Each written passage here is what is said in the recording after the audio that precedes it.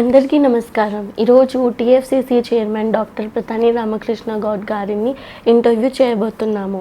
నమస్కారం సార్. నమస్కారం. ఎలా ఉన్నారు? బాగున్నాను. మీరు ఎలా ఉన్నారు? బాగుంది.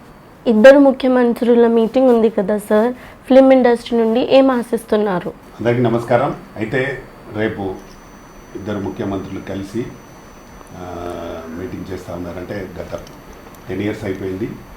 మనకు విభజన తర్వాత 10 సంవత్సరాల తర్వాత చాలా అప్పుడు ప్రభుత్వం నిర్ణయించిందంటే 10 years తర్వాత 10 years వరకు కలిసి ఉండాలి. ఆఫ్టర్ 10 years విడిపోవడానికి అవకాశం ఉంటే ఏమైనా ఉన్నా అప్పటికల్లా మార్చుకోండి అనేది ఉండే. అయితే ఇండస్ట్రీకి చాలా చాలా అవసరం ఉన్నాయి చాలా. ఎందుకంటే గత చాలా రోజుల నుండి చాలా ఇండస్ట్రీలో కొన్ని స్తబ్దత ఉన్నాయి. ఇటు ప్రభుత్వంతో కానీ ఇటు ఇండస్ట్రీలో ఉన్న పెద్దలతో కానీ కొన్ని టెక్నికల్గా ఇప్పుడు యూఎఫ్ఓ క్యూబ్లోని ఉన్నాయి. వాటి రేట్లు చాలా విపరీతంగా పక్క రాష్ట్రాల కంటే మన దగ్గర ఎక్కువగా ఉన్నాయి. గతంలో దాని మీద నేను ఆమర నిరాహార దీక్ష కూడా చేశాను 9 రోజులు ఫిలిం ఛాంబర్ దగ్గర. కానీ ఎంతో కొంత తగ్గించారు. కానీ చాలా వరకు మట్టుకు ఏంటంటే ఇప్పుడు పక్క రాష్ట్రాలలో 3,000 2,500 ఉంటే ఇక్కడ మన దగ్గర 10,000 15,000 ఉన్నాయి. చాలా వ్యత్యాసం ఉంది. కాబట్టి దాన్ని వెంబడే కొంచెం ప్రభుత్వమైన కల్పించుకొని తగ్గించాల్సిన అవసరం ఎంతైనా ఉంది. చిన్న సినిమాలకైతే ఇది విపరీతమైన బర్డెన్ పడుతుంది. అంటే సినిమా రన్ కాకపోయినా 1 week క్యూబ్ కట్టాల్సి వస్తుంది. ఒక్కొక్కసారి కట్టిన తర్వాత వాళ్ళు నడవకపోతే 1-2 daysలోనే దాన్ని తీసేస్తున్నారు. కాబట్టి దీని మీద ప్రభుత్వంలో ఉన్న ఇప్పుడు ఇద్దరు ముఖ్యమంత్రులు కూడా దీన్ని డిఫరెంట్గా ఆలోచించాలి. దాన్ని తగ్గించే ఏర్పాటు చేయాలి. పక్క రాష్ట్రాలలో తక్కువగా ఉన్నప్పుడు మన దగ్గర ఎక్కువ ఎందుకు ఉండాలి? బాంబేలో కానీ చెన్నైలో కానీ బెంగళూరులో కానీ ఎక్కడైనా తక్కువగా ఉంది. 2,500 3,000 ఉంది డిజిటల్ ఛార్జెస్ ఫర్ వీక్. మన దగ్గరనేమో 10,000 15,000 ఉంది. దాన్ని వెంబడే తగ్గించాలి. పెద్ద సినిమాలకు ఫరక్ పడుతుందా లేదా నాకు తెలియదు, కానీ చిన్న సినిమాలకైతే చాలా ఇబ్బందిగా అవుతుంది. రిలీజ్కే చాలా ఇబ్బందిగా ఉంది. గతంలో మేము సినిమాలు చేసినప్పుడు ఒక ప్రింట్ వచ్చేది, 50,000 పెడితే ప్రింట్ వచ్చేది. అది దాదాపు చాలా థియేటర్లలో ఆడేది. అట్లా ఒక 10 ప్రింట్లు తీసుకుంటే అన్ని థియేటర్లలో కవర్ అయిపోయేది. కానీ ఇప్పుడు అలా లేదు. ప్రతి థియేటర్కు సపరేట్ అమౌంట్ కట్టాలి. చాలా ఇబ్బందిగా ఫేస్ చేస్తున్నారు.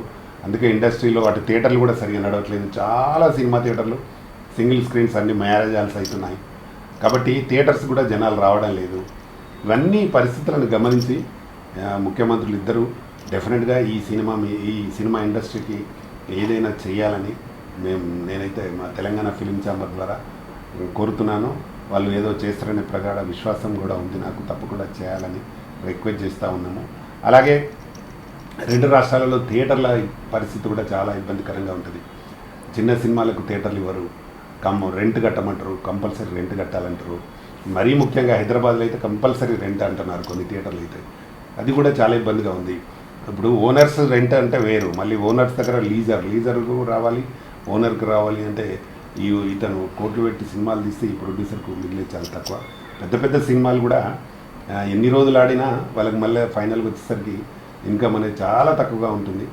కాబట్టి దీన్ని కూడా దృష్టిలో పెట్టుకొని ఇది ఇండస్ట్రీ దీన్ని కూడా ఒక ఇండస్ట్రీగా గుర్తించి, ఫిలిం ఇండస్ట్రీని ఒక ఇండస్ట్రీగా గుర్తించి, ఇప్పటికీ ప్రభుత్వాలు గుర్తించట్లేదు. ఈ ఫిలిం ఇండస్ట్రీని కూడా ఒక ఇండస్ట్రీగా గుర్తించండి. ఫస్ట్ ఆ ఇండస్ట్రీగా గుర్తిస్తేనే దీనికి అన్ని రకాలుగా లాభాలు జరిగే అవకాశం ఉంటుంది. ఇండస్ట్రీలో కూడా చాలామంది వస్తున్నారు, చాలా కోట్లు డబ్బులు పెట్టి సినిమాలు తీస్తున్నారు. కానీ అవి రిలీజ్కి వచ్చేసరికి రిలీజ్ కాకుండా థియేటర్లు దొరకకుండా చాలా ఇబ్బందులు ఫేస్ చేస్తూ ఉన్నారు. ఇది గత చాలా సంవత్సరాల నుండి జరుగుతూ ఉంది. దీన్ని గతంలో నేను 90లో ఎంటర్ అయినా, 1990లో ఫస్ట్ సినిమాతో ఎంటర్ అయినా. నేను 2001 వరకు కూడా థియేటర్లన్నీ లీజ్కి పర్సంటేజ్లో ఇచ్చేది. పర్సంటేజ్ అన్నప్పుడు కంపల్సరీ ప్రొడ్యూసర్కు కొంత, డిస్ట్రిబ్యూటర్ కొంత వచ్చేది. అప్పుడు కంపల్సరీ ప్రొడ్యూసర్కు డెఫినెట్గా సినిమాని బట్టి ఎంతో కొంత లాభం వచ్చేది. ఇప్పుడు ఆ పరిస్థితి లేదు. కేవలం రెంట్స్ మీద ఏ సినిమాకు వర్కౌట్ కావడం లేదు చిన్న సినిమాలకైతే. కాబట్టి దీన్ని కూడా దృష్టిలో పెట్టుకొని తప్పకుండా మాకు చాలా తక్కువగా పర్సంటేజ్ విధానంలో అన్ని థియేటర్లు ఉండే విధంగా చూడాల్సిందిగా మరీ మరీ కోరుతున్నాను. చిన్న సినిమాలకు ఎలాంటి సహకారం కావాలి? చిన్న సినిమాలకు చాలా అవసరం ఉంది. గతంలో ముఖ్యమంత్రి ఎన్టీ రామారావు గారు ఉన్నప్పుడు 10 లక్షలు సబ్సిడీ పెట్టారు. ఇప్పుడు ఆ సబ్సిడీ లేదు. దాన్ని వెంబడే కొన్ని రోజుల తర్వాత తీసేశారు. దయచేసి చిన్న సినిమాలకైనా ఒక 15 lakhs లేదంటే 20 lakhs సబ్సిడీ పెట్టండి. సబ్సిడీ ద్వారానన్నా ఎక్కువగా సినిమాలు తీసే అవకాశం ఉంటుంది. మనకి ఎలాగో ప్రభుత్వానికి మీకు ట్యాక్స్ రూపాయన డబ్బులు వస్తాయి ఈ సినిమాలకి. తప్పకుండా అంటే గతంలో పెట్టిన ప్రభుత్వాలు సపోర్ట్గా ఉండేది. పక్క రాష్ట్రాలలో సబ్సిడీలు ఇస్తున్నారు, షూటింగ్ చేస్తే సబ్సిడీలు ఇస్తున్నారు. కానీ మన దగ్గర సబ్సిడీ లేదు. చిన్న సినిమా బతకాలంటే సబ్సిడీ పెట్టండి, సబ్సిడీలు ఇవ్వండి. డెఫినెట్గా మంచి సినిమాలు రావడానికి కూడా అవకాశం ఉంటుంది. ముఖ్యమంత్రి గారు రేవంత్ రెడ్డి గారు కోరారు ఇండస్ట్రీ తరఫున డ్రగ్స్ని నిషేధించడం కోసం మీరు అందరూ సహకరించండి. మీరు వీడియోస్ చేసి డెఫినెట్గా అందరూ వీడియోస్ చేసిస్తారు. మా తెలంగాణ ఫిలిం ఛాంబర్ ద్వారా కూడా మేము వీడియోస్ డ్రగ్స్కు వ్యతిరేకంగా వాటి వాడొద్దు అని చెప్పి మంచి ఆర్టిస్టులతో మా సినిమాలో ఏ సినిమాలో యాక్ట్ చేస్తారో వాళ్ళతో చేసి డెఫినెట్గా మేము అందరం ఇస్తాం. మీరు అన్న మాటకు డెఫినెట్గా మేము సపోర్ట్ చేస్తాం. కానీ మా ఇండస్ట్రీలో ఉన్న సినిమాలకు కూడా చిన్న సినిమాలకు మీరు తప్పకుండా ఒక 10 లక్షల సబ్సిడీ ఇవ్వండి. అలాగే లొకేషన్స్ సినిమా ఫ్రీగా ఇవ్వండి. ఇంతకుముందు గతంలో ఎఫ్డిసి ద్వారా సింగిల్ విండో విధానం ద్వారా ఇచ్చేది. ఇప్పుడు అలాగే సింగిల్ విండో విధానం ద్వారా ఇచ్చి ఫ్రీగా లొకేషన్స్ ఇవ్వండి. అక్కడ ఎక్కడైనా బయట అవుట్డోర్లో చేస్తే చాలా ఇబ్బందులు ఉన్నాయి. అక్కడ పోలీస్ స్టేషన్లో వీళ్ళు కొందరికి తెలియక వాళ్ళు షూటింగ్ చేస్తుంటే అక్కడికి వచ్చి వాళ్ళు ఇబ్బందులు పెట్టడం, రకరకాల ఇబ్బందులు అక్కడ లోకల్ మనుషులు వచ్చి ఇబ్బందులు పెట్టడం అట్లా జరుగుతూ ఉంది. కాబట్టి మీరు ప్రభుత్వమే ఎఫ్డిసి ద్వారా సింగిల్ విండో విధానం పెట్టి మాకు ఫ్రీగా అనుమతులు ఇవ్వండి. అప్పుడు సినిమా పరిశ్రమ ఇక్కడ డెవలప్ కావడానికి ఉంటుంది. అలాగే మాకు తెలంగాణ ఫిలిం ఛాంబర్ ద్వారా దాదాపు మా దగ్గర 16,000 మంది మెంబర్స్ ఉన్నారు. చాలామంది టెక్నీషియన్స్ ఉన్నారు. వాళ్ళందరికీ ఇండ్లు అవసరం. చాలా నిరుపేదలు మా దాంట్లో ఉన్నారు టెక్నీషియన్స్గా. రోజు వాళ్ళకు వర్క్ ఉంటేనే జీవితం గడిపే విధంగా ఉంది. కాబట్టి చాలామందికి హౌజెస్ లేవు. కాబట్టి మాకు ఇల్లులు కూడా కావాలి. తక్షణం మాకు ఆ ఇల్లులు కూడా ఏర్పాటు చేయించాల్సిందిగా మా ముఖ్యమంత్రి గారిని కోరుతా ఉన్నాము. చాలామందికి చిత్రపురి కాలంలో ఇచ్చారు, కానీ అందులో మా తెలంగాణ వాళ్ళకి ఇవ్వలేదు అసలే. కాబట్టి తప్పకుండా మా తెలంగాణ ఫిలిం ఛాంబర్ కూడా ఇల్లు అవసరం ఉన్నాయి. తప్పకుండా చాలామంది ఇక్కడ టెక్నీషియన్స్ ఉన్నారు. వాళ్ళందరికీ ఇళ్ళ కోసం మాకు ల్యాండ్ కూడా ఇవ్వాల్సిందిగా ముఖ్యమంత్రి గారిని కోరుతున్నాను. మీ ఇండస్ట్రీకి ఎలాంటి పర్మిషన్స్ అవసరం? ఇండస్ట్రీకి టికెట్ విధానము ప్రైవేట్ వాళ్ళతో బుకింగ్ చేస్తున్నారు. అలా కాకుండా ఎఫ్డిసి ద్వారా టికెట్ బుకింగ్ విధానం ఉంటే ఇప్పుడు ఎవరికో 40-50 రూపాయలు వేస్ట్గా వెళ్ళే బదులు అదే ప్రభుత్వానికి వస్తే, ఎఫ్డిసికి వస్తే 2 ఎఫ్డిసిల ద్వారా, ఆంధ్ర ఎఫ్డిసి, తెలంగాణ ఎఫ్డిసి ద్వారా టికెట్ ఆన్లైన్ బుకింగ్ ఉంటే ఆ వచ్చే డబ్బులేదో ఎఫ్డిసికి వస్తాయి. ఎఫ్డిసి ద్వారా మనకు మేలు జరిగే అవకాశం ఉంటుంది ప్రొడ్యూసర్స్కి. కాబట్టి దాన్ని ఆన్లైన్ బుకింగ్ మొత్తం ఎఫ్డిసి ద్వారా చేయాల్సిందిగా మరీ ఇద్దరు ముఖ్యమంత్రులను కోరుతున్నాను. ఎఫ్డిసి ద్వారా టికెటింగ్ ఆన్లైన్ విధానం జరిగితే మనకు అకౌంట్స్ కూడా కరెక్ట్ ఉంటాయి. తప్పకుండా ప్రొడ్యూసర్స్ కూడా అది మేలు జరుగుతుంది. కాబట్టి మీరు ఎఫ్డిసి ద్వారానే ఈ టికెట్ విధానాన్ని అమలు చేయాలని కోరుతున్నాం. ఇంతకుముందే తెలంగాణ ఎఫ్డిసి వారు చేసినామని చెప్పారు, కానీ అది ఆన్లైన్ పూర్తిగా సఫలీకృతం కాలేదు. కాబట్టి ఇప్పుడైనా 2 రాష్ట్రాల ఎఫ్డిసి ద్వారా మాకు ఆన్లైన్ టికెట్ విధానం చేయాల్సిందిగా మరీ కోరుతున్నాము. అలాగే మనకు థియేటర్లలో తినుబండారాలు చాలా కాస్ట్లీగా అమ్ముతున్నారు. దానికి కూడా ప్రభుత్వము కల్పించుకొని అంటే వాటికి తగ్గట్టుగా కరెక్ట్ రేట్లు పెట్టి అమ్మితే కరెక్ట్. ఒకటి జస్ట్ పాప్కార్న్ 10-15 రూపాయలకు పాప్కార్న్ 200 రూపాయలు 250 రూపాయలు అమ్ముతున్నారు మల్టీప్లెక్స్లలో. ఇది ఎంత దారుణం! ఒక సమోసా కొంటే 200 తీసుకుంటున్నారు, ఒక థమ్స్అప్ తాగితే 250 రూపాయలు తీసుకుంటున్నారు. ఇది చాలా అన్యాయం. ఒక ఫ్యామిలీ సినిమాకి వెళ్ళాలంటే 3,000-3,500 రూపాయలు అవుతున్నాయి టికెట్లకు, వాటికి వీటికి. కాబట్టి సినిమాలు చూడడం చాలా తగ్గిపోయింది. దయచేసి ఇలాంటి వాటిని మీరు నిబంధనలు పెట్టండి. ప్రభుత్వం వాటిని కరెక్ట్గా రేటు అంటే ఎంఆర్పి రేట్ ఉంటుంది కదా, ఎంఆర్పి రేటుకి అమ్మండి. ఆ రేటు కొంచెం ప్రాఫిట్గా అమ్మండి. ఎంఆర్పి రేట్లోనే మీకు ప్రాఫిట్ ఉంటుంది. ఫిర్ బి కొంచెం ప్రాఫిట్ ఉంటే వేరు, కానీ 20 రూపాయలు దాన్ని 250 రూపాయలు అమ్మితే ఎంతవరకు న్యాయం? ముఖ్యంగా అయితే థియేటర్లలో ఎక్కువ రేట్లు అమ్ముతున్నారు. దయచేసి ప్రభుత్వం వీటి మీద కఠిన నిబంధనలు పెట్టి అది అమ్మకుండా చేయాల్సిందిగా మరీ ముఖ్యంగా కోరుతున్నాం. సినిమాను చూడడానికి వెళ్ళిన ప్రేక్షకుడు మొత్తం జేబులు ఖాళీ అవుతూ ఉన్నాయి. కాబట్టి దాన్ని తప్పకుండా మీరు చేయాల్సిందిగా మరీ కోరుతున్నాను. ఇదైతే మెయిన్ తినుబండారాలను తగ్గించి అమ్మే ఏర్పాటు చేయాల్సిందిగా మరీ కోరుతున్నాను. Thank you. యూఎఫ్ఓ క్యూబ్ పైన ఎలాంటి రేట్లు ఉన్నాయి? యూఎఫ్ఓ క్యూబ్ ఇంతకుముందే చెప్పాను నేను, మన దగ్గర 10 నుంచి 15 వేలు ఉంది. బయట రాష్ట్రాలలో 22,500 3,000 ఉన్న దాన్ని మన దగ్గర 10 నుంచి 15 వేలు ఇస్తున్నారు. క్యూబ్ కానీ యూఎఫ్ఓ కానీ ఏదైనా. అయితే ఎందుకు అంటే ఇక్కడ లోకల్ వాళ్ళు వాటిలలో షేర్స్గా పార్ట్నర్షిప్గా ఉన్నారు ఆ కంపెనీలతో ఉండి వాటిని రేట్లు పెంచి అమ్ముతున్నారు. ఇది కరెక్ట్ కాదు. ఎందుకంటే పక్క రాష్ట్రాల కంటే మన దాంట్లో ఎందుకు ఎక్కువ ఉండాలి? ఇప్పుడు మన తెలుగు సినిమా ప్రపంచంలో ఒక ఎదిగి ఉంది. ప్రపంచంలో తెలుగు అంటే అందరు ఇట్లే చాలా గొప్పగా చూస్తున్నారు. అలాంటి ఇండస్ట్రీని, తెలుగు ఇండస్ట్రీని ఈ రేట్లు ఎందుకు పెంచి అమ్ముతున్నారు? ఇప్పుడు అన్ని సినిమాలు సూపర్ హిట్లు కావు కదా. దాదాపుగా మనకు 250 సినిమాల వరకు ఫర్ ఇయర్ రిలీజ్ అవుతున్నాయి. అందులో ఒక 150 సినిమాలు, 170 సినిమాలు చిన్న సినిమాలే ఉంటాయి. చిన్న సినిమాలే ఫేస్ చేయలేకపోతున్నారు యూఎఫ్ఓ క్యూబ్ ఛార్జెస్. కాబట్టి వాటిని 100% ప్రభుత్వం కల్పించుకొని వాటి రేట్లు తగ్గించాల్సిందిగా మరీ కోరుతున్నాం. చాలామంది నిర్మాతలు అడుగుతున్నారు, కోరుతున్నారు. ఆ సినిమా వచ్చేసరికి అందరూ ఇబ్బందిగా ఫీల్ అవుతున్నారు. కాబట్టి దయచేసి ఆ యూఎఫ్ఓ క్యూబ్ రేట్లను చాలా వరకు తగ్గించాల్సిందిగా కోరుతున్నాం. ఇప్పుడు ఆల్రెడీ ఇక్కడ కూడా ఉన్నాయి, 2,500కి ఇచ్చేటివి ఉన్నాయి. కానీ వాళ్ళకి థియేటర్లు లీజులేమో వాళ్ళ చేతులు ఉన్నాయి. కాబట్టి వీళ్ళ డిజిటల్ తీసుకోరాలి. కాబట్టి వీక్లీ మీరు 4 ఇప్పుడు బయట 3,000 ఉంది, 2,500, మీరు 4,000 పెట్టండి, 4,500 పెట్టండి. ఎందుకు 10,000 15,000 పెట్టాలి? కాబట్టి అది కూడా ప్రభుత్వం కల్పించుకొని దయచేసి తప్పకుండా దాన్ని తగ్గించే ఏర్పాటు చేయాల్సిందిగా మరీ కోరుతున్నాను. రీసెంట్గా దీక్ష మూవీ డైరెక్టర్ అండ్ ప్రొడ్యూసర్గా చేశారు కదా సార్, ఏ స్టేజ్లో ఉంది? ఇప్పుడు దాదాపుగా మొత్తం మూవీ కంప్లీట్ చేసాము. ఒక్క సాంగ్ బ్యాలెన్స్ ఉంది. దీంట్లో దాదాపుగా 2.5 నెలలు షూటింగ్ కంప్లీట్ చేసినాము. అన్ని ఫైట్స్ కానీ సాంగ్స్ కానీ అవన్నీ కంప్లీట్ చేయడం జరిగింది. సినిమా మాత్రం చాలా బాగుంది. విషయం ఏంటంటే మెయిన్ కథ ఏంటంటే ఒక దీక్ష పట్టుదలతో చేస్తే ఏ పనైనా సక్సెస్ అవుతుంది అనే దాని మీద పాయింట్ తీసుకొని చేయడం జరిగింది. ఈ దీక్ష మూవీ తప్పకుండా నా డైరెక్షన్లో బ్రహ్మాండంగా వచ్చింది. కాబట్టి నాకు ఒక పెద్ద పేరు వస్తుందని నాకు ఆలోచన ఉంది.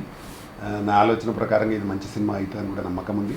ఎందుకంటే గతంలో నేను సూపర్ స్టార్ కృష్ణ, సుమన్, జోడీ నెంబర్ 1, ఉదయ్ కిరణ్ ఇలాగ చాలామంది హీరోలతో నేను డైరెక్షన్ చేయడం జరిగింది.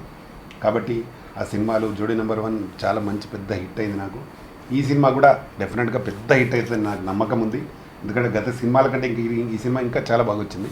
ఇందులో కిరణ్ కుమార్ గారు, అలాగే పుష్పలో చేస్తుంది అమ్మాయి అలేఖ్య రెడ్డి అని హీరోయిన్, పుష్పలో క్యారెక్టర్ చేస్తుంది అమ్మాయి. ఆ అమ్మాయి ఇందులో హీరోయిన్గా చేసింది, చాలా బాగా చేసింది. ఆ అమ్మాయి అలేఖ్య రెడ్డిపై, కిరణ్ కుమార్ పైన ఒకటి మంచి వర్షం సాంగ్ కూడా చేశాం, చాలా అద్భుతంగా వచ్చింది. అలాగే ఇంకొక కన్నడ హీరోని పెట్టాం, అతను కూడా చాలా బాగా చేశారు. ఇందులో మొత్తం 4 హీరోయిన్స్ చాలా అందరూ బాగా చేశారు. అందులో మా తులసి కూడా బాగా చేసింది, మా అనుష కూడా బాగా చేసింది. వీళ్ళందరూ అందులో యాక్ట్ చేశారు. తప్పకుండా ఈ సినిమా పెద్ద హిట్ అవుతుందని నమ్మకం ఉంది. మా జేవిఆర్ గారు మంచి ప్రిన్సిపల్ క్యారెక్టర్ చేశాడు. అలాగే బాలు ఆయనకు అసిస్టెంట్గా చేశాడు. ఇట్లా చాలామంది ఆర్టిస్టులు చాలా బాగా చేశారు. సినిమా డెఫినెట్గా పెద్ద హిట్ అవుతుంది. ఇది 100% 50 days ఫంక్షన్ కూడా చేసుకుంటాం మనం. చాలా బాగా ఆడుతాను నమ్మకం నాకు ఉంది. దీక్ష మూవీలో ఎన్ని సాంగ్స్ ఉన్నాయి, ఎవరెవరు పాడారు? దీక్ష మూవీలో 6 పాటలు ఉన్నాయి. అందులో ఒకటి మంచి లవ్ సాంగ్ మధుప్రియ పాడింది, చాలా బాగుంటుంది. అది వర్షం సాంగ్. అది కిరణ్ కుమార్ అండ్ అలేఖ్య రెడ్డి అంటే పుష్పలో క్యారెక్టర్ చేసింది అమ్మాయి. ఆ అమ్మాయిని ఇందులో హీరోయిన్గా చేస్తున్నాం. అలాగే ఇంకొక సాంగ్ గీతా మాదిరి పాడింది, ఐటెం సాంగ్, అది కూడా చాలా బాగుంటుంది. అలాగే తర్వాత ఇంకా ఒక శ్లోకం ఉంటుంది హనుమాన్ పైన, అది కూడా చాలా బాగుంది. ఇంకోటి నంది అనే ఒక సాంగ్ ఉంది, అది త్వరలో ఇంకా అదొకటి షూటింగ్ బ్యాలెన్స్ ఉంది, అది కూడా చాలా బాగా ఉంది. ప్రత్యూష పడింది ఆ సాంగ్, చాలా బాగుంటుంది. ఇలాగ 5-6 సాంగ్స్ ఉన్నాయి. 5 సాంగ్స్ ఒక శ్లోకం, అన్నీ చాలా బాగా వచ్చాయి. డెఫినెట్గా ఇది పెద్ద హిట్ అవుతాయి ఆ సాంగ్స్ కూడా. మేము అది సాంగ్ మధుప్రియ వాళ్ళ యూట్యూబ్లో పెడితే దాదాపు 40 మిలియన్ చూశారు సాంగ్ ఇప్పటికే. అంటే డెఫినెట్గా ఇది ఒక పెద్ద రేంజ్ సినిమా అవుతుంది నమ్మకం నాకు. దీక్ష మూవీలో ఎన్ని ఫైట్స్ ఉన్నాయి? ఫైట్ మాస్టర్ ఎవరు? ఇందులో ఫైట్స్ ఒక 4 ఫైట్స్ ఉంటాయి, చాలా అద్భుతంగా ఉంటాయి ఫైట్స్ కూడా. అందులో ఒకటి భీముడి గెటప్లో ఉండే ఒక ఫైట్ కిరణ్ కుమార్ చేస్తాడు. అది అందులో ఒక 1 మినిట్ శ్లోకం ఉంటుంది, అది ఆయన వితౌట్ కట్ పాడుతూ ఫైట్ చేస్తాడు, చాలా అద్భుతంగా వస్తుంది అది. దాన్ని ఫైట్ ఏంటంటే రవి మాస్టర్ ఆయన మొన్ననే వరల్డ్ వైజ్ నాన్చాక్ ఛాంపియన్షిప్ గెలిచాడు. ఆయన 108 దేశాలలో ఈయన గెలిచాడు. ఈయన గోల్డ్ మెడలిస్ట్ ఆయన నాన్చాక్లో. ఆయన మాకు ఫైట్ మాస్టర్, చాలా అద్భుతంగా చేశాడు. ఆయన దగ్గర ఉన్న ఫైటర్స్ కూడా ఫ్రంట్ బ్యాక్ అంతా న్యాచురల్గా, ఎక్కడ కూడా బెడ్లు కానీ అట్లాంటివి లేకుండా చాలా బ్రహ్మాండంగా చేశారు, చాలా అద్భుతంగా వచ్చింది. ఆ ఫైట్ కానీ, తర్వాత ఒకటి జైల్ సింగ్లో ఫైట్ ఉంటుంది, ఆ ఫైట్ కానీ, అలాగే ఫైట్స్ చాలా బాగా అద్భుతంగా చేశాడు. 4 ఫైట్స్ చాలా అద్భుతంగా ఉంటాయి. ఇది చూసి చాలా క్రేజ్ వస్తుంది. ఈ సినిమా తర్వాత రవి ఫైట్ మాస్టర్కి మాత్రం చాలా పెద్ద పేరుతో పాటు సినిమాలు కూడా, పెద్ద సినిమాలు కూడా వస్తాయి దీనికి ఆయనకు అవకాశం అని నా నమ్మకం ఉంది. చాలా బాగా వచ్చినాయి ఫైట్స్, అన్నీ ఎడిటింగ్ అయిపోయినాయి, చాలా బాగుంది. త్వరలో మీరు చూడబోతారు, చాలా అద్భుతంగా ఉంటాయి ఫైట్స్ అని. దీక్ష మూవీ దాదాపుగా త్వరలో రిలీజ్ చేయాలంటే ఇప్పుడు గ్రాఫిక్ వర్క్ అంటే డిఏ వర్క్ అంతా జరుగుతూ ఉంది. ఒక శ్లోకం డిఏ ఉంది, శ్లోకంలో కూడా కొంత డిఏ వర్క్ ఉంది. వర్క్ అంతా జరుగుతూ ఉంది, రీ రికార్డింగ్ జరుగుతుంది. రీ రికార్డింగ్ రాజ్ కుమార్ చేస్తూ ఉన్నాడు, మ్యూజిక్ రీ రికార్డింగ్ అంతా అతనే చేస్తూ ఉన్నాడు. ఈ వారం 10 రోజుల లోపల రీ రికార్డింగ్ ఇదంతా అయిపోతుంది, డబ్బింగ్ ఎడిటింగ్ అంతా అయిపోయింది, ఈ రీ రికార్డింగ్ ఇదంతా జరుగుతుంది, ఎఫెక్ట్స్ జరుగుతూ ఉన్నాయి. కాబట్టి త్వరలో అది అయిపోగానే నేను డేట్ కన్ఫర్మ్ చేసి చెప్తాను, ఎందుకంటే ఇప్పుడే అది ఎన్ని రోజులు పడుతుంది ఐడియా లేదు. అది అయిపోగానే ఖచ్చితంగా త్వరలోనే చాలా భారీ ఎత్తున పబ్లిసిటీ చేసి రిలీజ్ చేస్తాం. ఇందులో చేసిన అందరికీ పేరు రావాలి, ముఖ్యంగా డైరెక్టర్గా నాకు పెద్ద పేరు రావాలి. కాబట్టి 100% దీన్ని బాగా చేస్తాను, అది హిట్ అయ్యేదని నమ్మకం కూడా నాకుంది. థ్యాంక్స్ సార్, నేను అడిగిన అన్ని క్వశ్చన్స్కి ఆన్సర్ ఇచ్చారు. మళ్ళీ ఇంకో ఇంటర్వ్యూతో మళ్ళీ కలుస్తాను. థ్యాంక్స్. నమస్తే. ఈ వీడియో చూసారు కదండి, మీకు నచ్చితే లైక్ చేయండి, షేర్ చేయండి, సబ్స్క్రైబ్ చేయండి. నేను మీ Tulasi. Thank you all. Hi అండి, నేను మీ కార్తికేయ. టీఎఫ్సీసీ లైవ్ ఛానల్ని లైక్ చేయండి, షేర్ చేయండి, సబ్స్క్రైబ్ చేసుకోండి. This is Nikhil. టీఎఫ్సీసీ ఛానల్ని ఎంకరేజ్ చేయండి, లైక్ చేయండి, subscribe. Hello, this is heroine Alekhya angel. TFCC live ఛానల్ని లైక్ చేయండి, షేర్ చేయండి, సబ్స్క్రైబ్ చేయండి. టీఎఫ్సీసీ ఛానల్ని లైక్ చేయండి, షేర్ చేయండి, సబ్స్క్రైబ్ చేయండి. నేను మీ హీరోయిన్ మౌర్యాని. Thank you. అందరికీ నమస్కారం, నేను మీ Geetha Madhuri. TFCC live like చేయండి, షేర్ చేయండి, సబ్స్క్రైబ్ చేయండి. హాయ్ అందరికీ నమస్కారం, నేను మీ Madhupriya. Please like, share, subscribe to TFCC live. Please subscribe TFCC channel like చేయండి, షేర్ చేయండి. టీఎఫ్సీసీ ఛానల్ని లైక్ చేయండి, షేర్ చేయండి, సబ్స్క్రైబ్ చేయండి. Hi, please subscribe TFCC. Hello, this is your all supplicants. Please do subscribe TFCC live channel. Thank you so much. Please do subscribe to TFCC live channel and like, share and subscribe చేయండి. Hi, నేను మీ Vijay Shankar. TFCC channel do subscribe, like చేయండి, share చేయండి. Thank you. నమస్తే, నేను మీ Karthika. TFCC ఛానల్ని share చేయండి, లైక్ చేయండి, సబ్స్క్రైబ్ చేయండి. అందరికీ నమస్కారం, I'm your favourite actress Ankita Maharana. Like చేయండి, షేర్ చేయండి, సబ్స్క్రైబ్ చేయండి. TFCC live. Love you all.